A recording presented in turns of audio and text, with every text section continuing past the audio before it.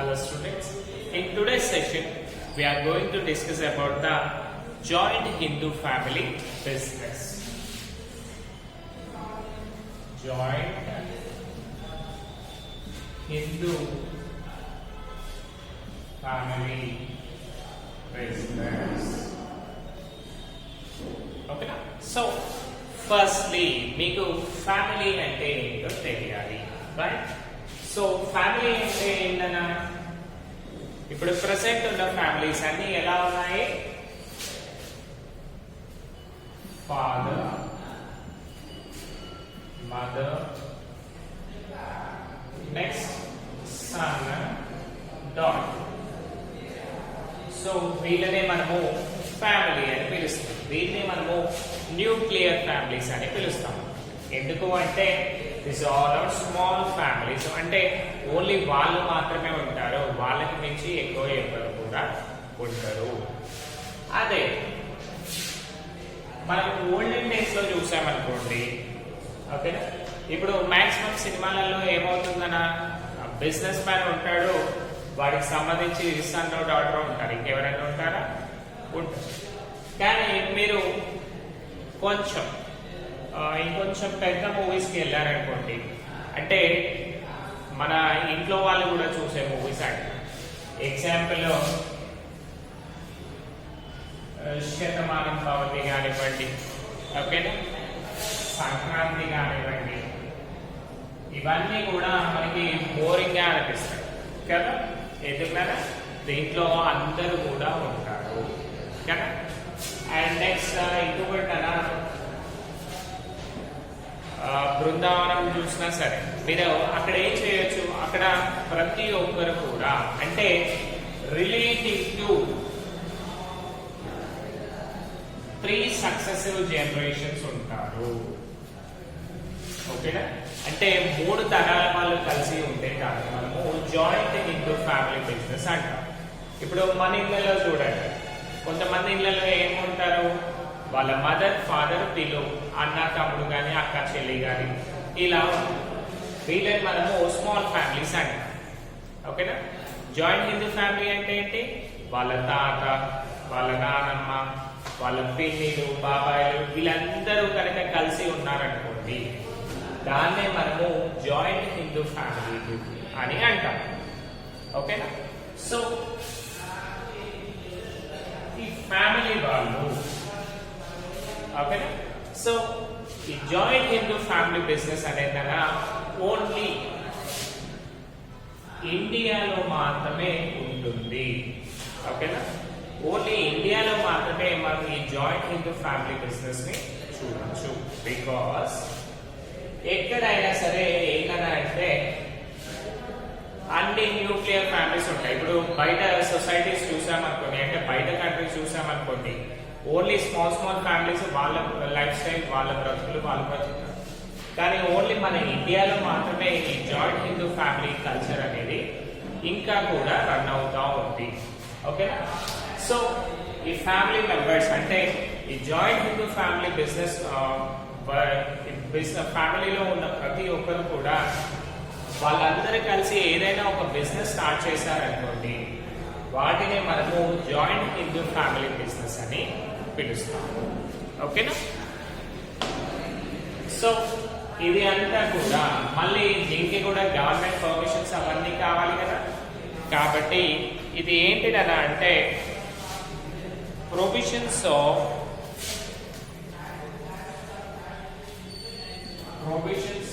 Successive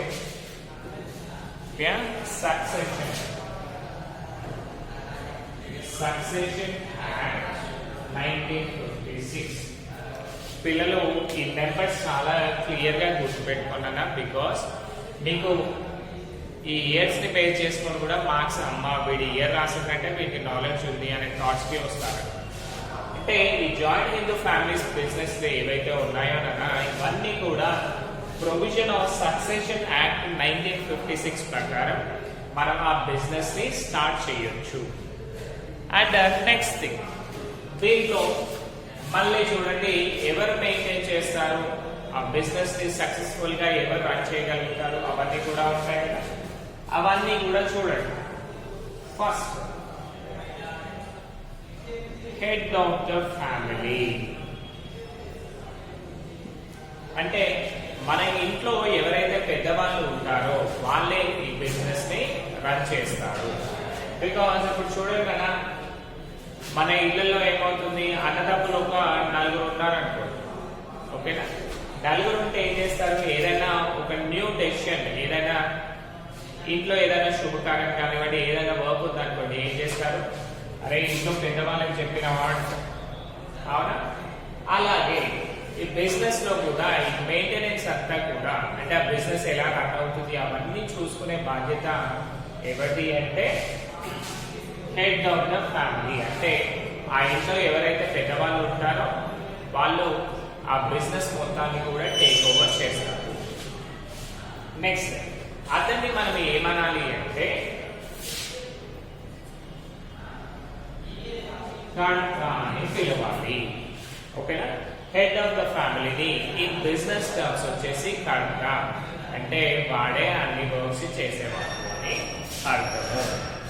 కర్త if not or manager. Manager అంటే ఎవరు, హూ మేనేజెస్ ద థింగ్స్, వాళ్ళని మనము మేనేజర్ అని పిలుస్తాము. So head of the family మనం ఏమనాలి ఇప్పుడు, కర్త అని పిలవాలి, కర్త ఆర్ మేనేజర్. నెక్స్ట్ మళ్ళీ అతని కింద మెంబర్స్ ఉంటారు కదా, అంటే హెడ్ ఆఫ్ ద ఫ్యామిలీ కాకుండా మిగతా వాళ్ళంతా ఉంటారు కదా. ఎగ్జాంపుల్ చూడండి, పేరెంట్స్, ఓకేనా. వీళ్ళిద్దరికి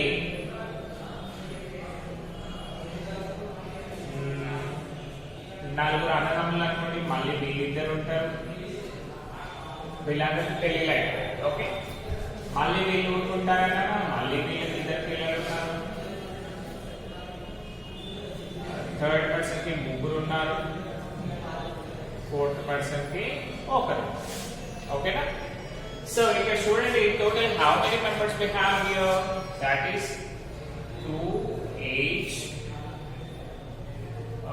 నెక్స్ట్ 1 2 3 4 5 6 7 8, అంటే టోటల్ 18 మెంబర్స్ ఉన్నారు కదా. ఇందులో హెడ్ ఆఫ్ ద ఫ్యామిలీ ఎవరన్నా, ఈ ముసలాయన, right. Grand person who is the head of the person, ఇతనే మనకి హెడ్ ఆఫ్ ద ఫ్యామిలీ కదా ఇప్పుడు. కాబట్టి ఇతన్ని మనం ఏమంటాము, కర్త అని పిలుస్తాము. నెక్స్ట్ 17 మెంబర్స్ ఉన్నారు కదా, అంటే అతని కింద వాళ్ళు ఉన్నారు కదా, వాళ్ళందరినీ కూడా అదర్ ఫ్యామిలీ మెంబర్స్, వీళ్ళందరినీ కూడా మనం ఏమనాలి అంటే కో-పార్ట్నర్స్, ఓకేనా. కో-పార్ట్నర్స్ అని పిలవాలి. హెడ్ పర్సన్ కర్త అనాలి, మిగతా వాళ్ళ దగ్గర ఉన్న వాళ్ళందరినీ కూడా కో-పార్ట్నర్స్ అని పిలవాలి, ఓకేనా. నెక్స్ట్ ఇప్పుడు చూడండి, ఓనర్షిప్ రైట్స్. ఓనర్షిప్ రైట్స్ అంటే ఆ బిజినెస్ పైన హక్కులు ఎవరికి ఉంటాయి అంటే ఎవ్రీ పర్సన్ కి కూడా all of them have equal ownership rights over the property of the business. అంటే ఇక్కడ చూడండి, వీళ్ళకి టోటల్ గా 18 మెంబర్స్ ఉన్నారు కదా. సపోజ్ ఈ బిజినెస్ వాల్యూ వచ్చేసి 18 lakhs అనుకుంది, ఓకేనా. ఆ 18 lakhs బిజినెస్ ని మెయింటైన్ చేసేది ఎవరు, హెడ్ ఆఫ్ ద ఫ్యామిలీ అంటే కర్త. కానీ అందులో ప్రాఫిట్స్ వచ్చినా లాసెస్ వచ్చినా, అంటే వాళ్ళ దగ్గర ఏవైతే బిజినెస్ పడుతుందో ఆ వర్త్ అంతా కూడా ఎవరికి ఉంటుందనా, టోటల్ 18 మెంబర్స్ కి ఉంటుంది, ఓకేనా. అంటే ప్రతి ఒక్కరికి కూడా ప్రాపర్టీలో ఈక్వల్ షేర్ అనేది ఉంటుంది. Next, a business which continues from one generation to another generation is known as joint Hindu family. ఇంకొకటి, ఒకవేళ ఈ హెడ్ ఆఫ్ ద పర్సన్ కర్త లేడు అనుకుందాం, ఓకేనా. ఇతను ఫస్ట్, ఇతను second, then third, then fourth. So ఇక్కడ ఏమైంది, ఈ గ్రాండ్ పర్సన్ చనిపోయాడు. ఓకేనా, చనిపోయినప్పుడు ఏమవుతుందన్న నెక్స్ట్ పర్సన్, వీళ్ళలో పెద్ద పర్సన్ ఎవరు, మళ్ళీ ఫస్ట్ మెయిల్ మెంబర్ ఉన్నాడు కదా, ఇతనికి ఆ ప్రాపర్టీ పైన రైట్స్ వస్తాయి. అంటే ఇతను టోటల్ మెయింటెనెన్స్ అనేది చేస్తాడు. ఓకేనా, that is called head of the family. అతను పోతే నెక్స్ట్ ఎల్డెస్ట్ మెయిల్ పర్సన్. ఒకవేళ వద్దు అనుకుంటే ప్రతి ఒక్కరికి ఈక్వల్ రైట్స్ వస్తాయి. నెక్స్ట్ ఇందులో ఓనర్షిప్ రైట్స్ ఎలా వస్తాయి అంటే, జస్ట్ ఆ ఇంట్లో వాళ్ళు భర్త అయితే చాలు, అంటే ఆ ఇంట్లో పుట్టిన పర్సన్స్ అయితే చాలు, వాళ్ళకి ఆ బిజినెస్ పైన రైట్స్ అనేవి వచ్చేస్తాయి. ఇక్కడ చూడండి, వీళ్ళంతా వర్క్ చేస్తారు. ఈ ఫోర్త్ పర్సన్ పిల్లలు వీళ్ళు చేయట్లేదు అన్న. నార్మల్ గా బిజినెస్ లో ఏంటన్నా, మనం వర్క్ చేస్తేనే మనకి రైట్స్ ఉంటాయి. బట్ ఇక్కడ ఏంటి అంటే వీళ్ళు చిన్న పిల్లలే కాదు అని, బట్ వాళ్ళకు కూడా ఆ ప్రాపర్టీ పైన రైట్స్ అనేవి ఉంటాయి. అంటే ఓనర్షిప్ రైట్స్ మనకి ఎలా వస్తున్నాయి, బై బర్త్. ఓకేనా, అందులో పుడితే వాళ్ళకి ఆ ప్రాపర్టీ పైన రైట్స్ ఉంటాయి. And at the same time if they marry, ఓకేనా, గర్ల్స్ అనుకోండి, ఉమెన్స్ కి ఏమవుతుంది అంటే ఆ ఇంట్లో పుట్టిన వాళ్ళకి వాళ్ళ మ్యారేజ్ అయ్యేంత వరకు దానిపైన రైట్స్ ఉంటాయి. ఒకవేళ ఇంకొక సిచ్యువేషన్ ఏంటి అంటే, ఆ ప్రాపర్టీ పైన వీళ్ళకి రైట్స్ కావాలి అంటే వీళ్ళు ఏం చేయాల్సి వస్తుంది అంటే, ఆ ఇంట్లో పుట్టిన వాళ్ళు కాదు, వేరే వాళ్ళు. ఓకేనా, వేరే వాళ్ళు ఆ ఇంట్లో ఉన్న మెయిన్ పర్సన్ ని కనుక మేనేజ్ చేసుకున్నారు అనుకోండి, అప్పుడు వాళ్ళు ఆ ఫ్యామిలీలో మెంబర్ అయిపోతారు కదా, అలాంటి టైంలో కూడా వాళ్ళకి రైట్స్ అనేవి వస్తాయి. అంటే సింపుల్ గా చూడాలి కదా, వాళ్ళ ఫ్యామిలీ ఎవరైతే అనుకుంటారో వాళ్ళకే ఆ రైట్స్ అనేవి ఉంటాయి. మన ఇళ్లలో చూడండి, మన ఇళ్లలో మన సిస్టర్స్ కానీ, సిస్టర్ అంటారు, ఆమె ఏం చేస్తుందన్నా, మన ఇంట్లో ఉన్నంత వరకు మనతోటే కలిసి ఉంటుంది. అంటే మన ప్రాపర్టీ పైన వాళ్ళకి రైట్స్ ఉంటాయి. ఒకసారి మ్యారేజ్ అయినాక ఏమవుతుంది, ఆమె వేరే ఇంటికి వెళ్ళిపోతుంది కాబట్టి ఆమెకి ఎలాంటి రైట్స్ కూడా ఉండవు. అదే మనల్ని మ్యారేజ్ చేసుకున్న పర్సన్ అనుకోండి, ఆవిడకి అన్నీ ఉంటాయి, బికాస్ ఆమె మన ఫ్యామిలీ మెంబర్ కాబట్టి. ఓకేనా, అంటే ఇక్కడ ఏమైందన్నా, మన ఫ్యామిలీలో ఎవరైతే ఉంటారో వాళ్ళకి ఆ ప్రాపర్టీ పైన రైట్స్ అనేవి ఉంటాయి. ఓకేనా, right. Now coming to the features.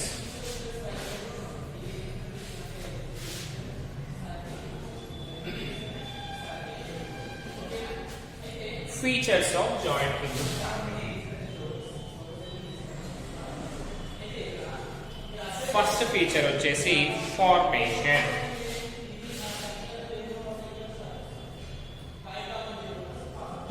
How we can form the joint Hindu family business. అంటే ఇక్కడ చూడండి అన్న, ఒక చిన్న ఫ్యామిలీ అయినా సరే compulsory there should be two people. Two people అంటే ఎవరన్నా, హస్బెండ్ అండ్ వైఫ్.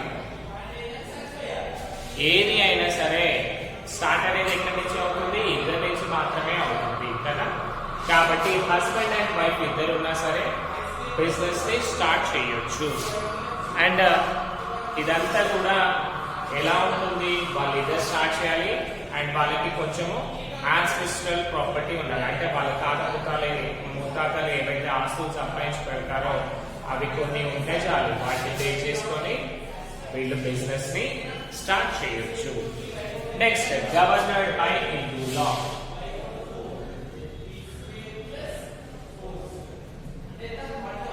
గవర్నర్డ్, ఇక్కడ చూడండి, మనకి బిజినెస్ అంటే అయ్యో మళ్ళీ ఇది ఇల్లీగల్ ఏమో, మనకి కంపెనీకి గవర్నమెంట్ నుంచి ఎలాంటి సపోర్ట్ రాదేమో అని అనుకోవాల్సిన అవసరం లేదు. బికాస్ ఇదంతా కూడా according to Hindu succession act 1956 ప్రకారం మనం ఏం చేస్తున్నాం కదా, మనము గవర్నమెంట్ లో దాన్ని రిజిస్టర్ చేస్తున్నాము. So all the benefits which we want from the government, we are going to get from the government.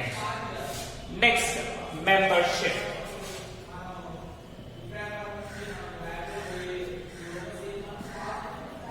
So ఇక్కడ మెంబర్షిప్ లో ఏమవుతుందన్నా ఆ ఫ్యామిలీ బిజినెస్ లో కనుక జాయిన్ కావాలి అంటే ఎలా జాయిన్ కావచ్చు మనం ఇంతకుముందే అనుకున్నాం ఏంటి ఆ బిజినెస్ ఫ్యామిలీ మెంబర్ అయి ఉండాలి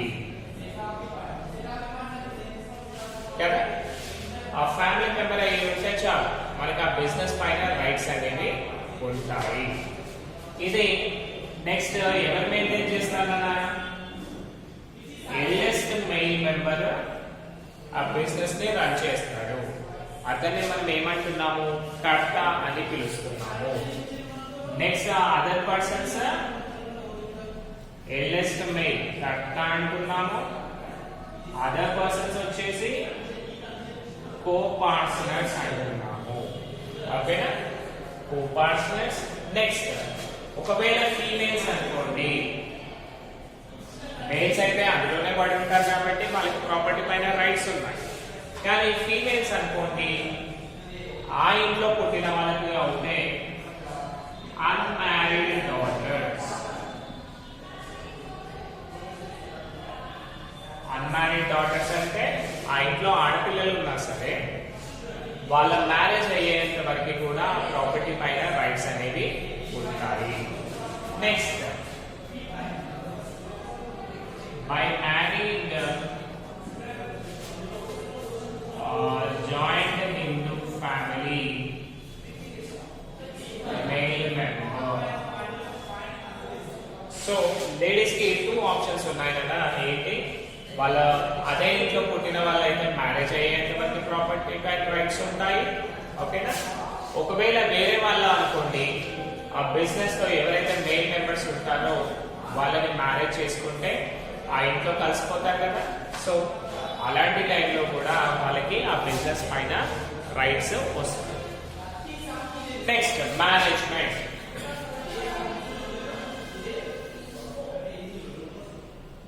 ఇదంతా కూడా ఎవరు మెయింటైన్ చేస్తారు అంటే మళ్ళీ సేమ్ ఫీచర్ నా ఎల్డెస్ట్ మెయిల్ పర్సన్. ఓకేనా ఆ ఇంట్లో పెద్ద పర్సన్ ఎవరైతే మెయిల్ పర్సన్ ఉంటాడో వాళ్ళకి ఆ ప్రాపర్టీ పైన రైట్స్ అనేవి ఉంటాయి. అతనే టోటల్ బిజినెస్ ని మెయింటైన్ చేస్తాడు. నెక్స్ట్ చూడండి మెయింటైన్ చేస్తాడు. And coming to the liabilities అవన్నీ చెప్పలే కదా. Let us go now.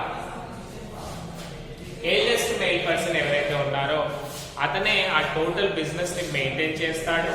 And ఇంకొకటి అతను ఇంట్లో వాళ్ళు మీరు అలా చేస్తున్నారు అలా చేయకండి అని చెప్పే రైట్స్ కూడా ఎవరికి ఉండవు. Is just like Pedarayudu. అతను ఎవరి మాట వింటాడా? సీతయ్య కూడా అంతే కదా. ఎవరి మాట వింటారా? లేదు. వాళ్ళు ఏదైతే అనుకుంటారో అది మాత్రమే వర్క్ చేస్తారు కదా. సో మేనేజ్మెంట్ మొత్తం కూడా ఎల్ఎస్ పర్సన్ తీసుకుంటాడు. నెక్స్ట్ అతని వేరే వాళ్ళ మాట వినాల్సిన అవసరం లేదు. అంటే బయట అదర్ పార్టీస్ ఎవరైతే ఉంటారో అంటే వేరే వాళ్ళు ఎవరైతే ఉంటారో బిజినెస్ డీలింగ్స్ లో వాళ్ళందరితో కూడా ఈ కర్త మాత్రమే డీలింగ్స్ పెట్టుకుంటాడు. వేరే వాళ్ళు డీలింగ్స్ పెట్టుకునే రైట్స్ వాళ్ళకి లేవు. Okay next profit sharing. Right సరే మరి టోటలీ కర్తానే అంటారు కదా, మరి డబ్బులు ఎట్లా పంచుకోవాలి అంటే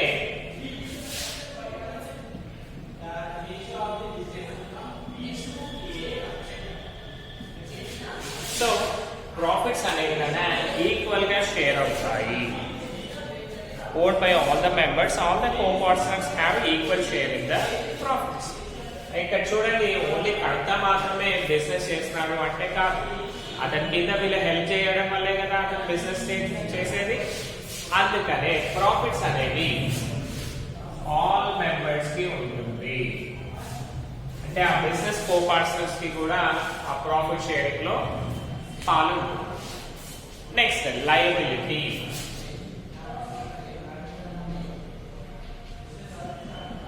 లయబిలిటీ అంటే ఏంటన్నా, ఇప్పుడు టోటల్ కడతానే చూసుకుంటారు అవన్నీ కదా. So all the members in a joint Hindu family has limited liability extent of property, the self-acquired property of enemy. Wow, super కదా. సో లయబిలిటీ చూసుకున్నాం అనుకోండి, ఇది కొంచెం ఇబ్బంది అనిపిస్తుంది. ఇక్కడ ఏంటి అంటే మనకి 2 people ఉన్నారు, కర్త ఉన్నాడు, కో-పార్ట్నర్స్ ఉన్నారు. సో లయబిలిటీ అనేది డిఫరెంట్ గా ఉంటుంది కదా. కర్తకి అనుకోండి అన్లిమిటెడ్ ఉంటుంది, అండ్ కో-పార్ట్నర్స్ కి లిమిటెడ్ ఉంటుంది. ఇప్పుడు సింపుల్ గా మన ఇళ్ళలో చూసుకుంటాం. మీ పెద్దనాన్న వచ్చి పెద్దనాన్న ఉంటాడు కదా కర్త అంటే. సో ఇతను ఏం చేస్తాడు అంటే బిజినెస్ ని రన్ చేస్తాడు. ఒకవేళ లాసెస్ కనుక వచ్చాయనుకోండి, మనం ఏం చేస్తాము, నువ్వే ఏం చేసినావేమో నాకు తెలియదు, నీ అప్పు నువ్వే కట్టుకోవాలి అంటే ఇక్కడ ఏమవుతుందన్నా కర్తాక్ అనేది అన్లిమిటెడ్ అయిపోతుంది. అదే ప్రాఫిట్స్ వచ్చాయనుకోండి ఏం చేస్తాము, నువ్వు ఒక్కడే చేసినావా, మేము చేయకుండా అయిందా ఇదంతా అంతే కదా, రైట్. సో ఇలాంటి ప్రాబ్లమ్స్ కాకుండా ముందే వీళ్ళు చేశారు కదా. ఏంటి అంటే కర్త టోటల్ గా అతనే మెయింటైన్ చేసుకుంటున్నాడు కాబట్టి he is the sole responsible of the business. కాబట్టి అతనికి లయబిలిటీ అనేది అన్లిమిటెడ్ ఉంటుంది. కో-పార్ట్నర్స్ మాత్రం అంటే అతని కింద వేరే వాళ్ళు ఎవరైతే ఉన్నారో ఫ్యామిలీ మెంబర్స్ వాళ్ళందరికీ కూడా లిమిటెడ్ లయబిలిటీ ఉంటుంది. అంటే ఆ బిజినెస్ లో ఏదైతే ఇన్వెస్ట్ చేశారో ఆ అమౌంట్ మాత్రమే వాళ్ళది కట్ అవుతుంది, మిగతా అమౌంట్ పోదు. సింపుల్ గా చూడండి, మనం కూడా ఏమంటాం, అరే ఇంకో 10 లక్షలు అప్పయింది, మనిషికో 50,000 యూరి అన్నామనుకోండి, మనం ఏం చేస్తాం కదా, నా దగ్గర ఏడునే ఉన్న పైసలన్నీ అలానే పెట్టాను కదా. అందుకనే ఇలాంటి ప్రాబ్లమ్స్ రాకుండా ముందే మన గవర్నమెంట్ ఏం చేసింది, మిగతా వాళ్ళకు లిమిటెడ్ లయబిలిటీ అంటే వాళ్ళు ఏదైతే ఇన్వెస్ట్ చేశారో అదే అమౌంట్ పోతుంది, కర్తాకి మాత్రం unlimited. Next one continuity.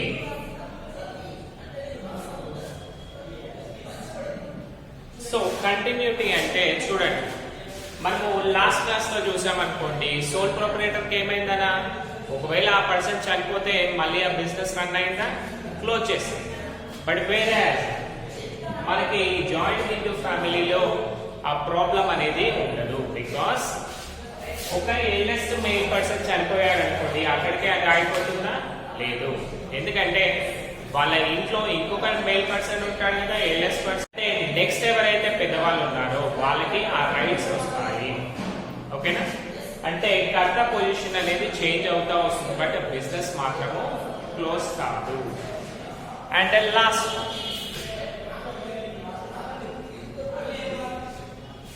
Accounts. Accounts అంటే ఏంటన్నా, టోటలీ ఆ బిజినెస్ లో ప్రాఫిట్ అండ్ లాసెస్ ఇవన్నీ ఉంటాయి కదా, అవి అన్ని కూడా ఎవరు చూసుకుంటారు అంటే ఇట్స్ టోటలీ రెస్పాన్సిబుల్ ఫర్ కర్త. ఓకేనా, కర్తనే ఆ బిజినెస్ లో ఉండే ప్రాఫిట్స్ అండ్ లాసెస్ అవన్నీ కూడా చూసుకుంటారు. But it's not obligatory on his part. Karta is not accountable to any member, or no member is supposed to ask what are the profits and losses of the business. Okay na, Karta ne total maintain chestana, and అతని కింద ఎవరైతే కో partners ఉన్నారో family members ఉన్నారో వాళ్ళు అతన్ని question చేసే rights లేదు. అతనికి ఎలా కావాలి అంటే అట్లా మెయింటైన్ చేస్తారు. ఓకేనా, థ్యాంక్ యూ.